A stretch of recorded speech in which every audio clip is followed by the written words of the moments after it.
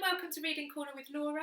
This is a quick tutorial video showing you how to say all of the set 3 phonics sounds, and hopefully this will help you when supporting your children with their phonics.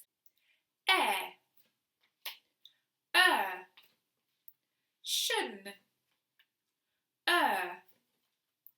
oi, or, ow, o, e, your or,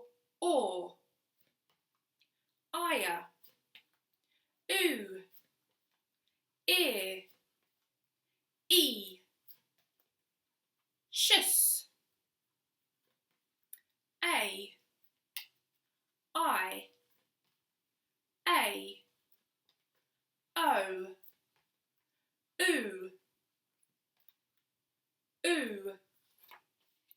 e, or, I, f, n, and k. So if you find this video useful, please like, comment and subscribe to my YouTube channel, Reading Corner with Laura. Have fun working on phonics with your children, and I hope to see you next time. Take care. Bye bye.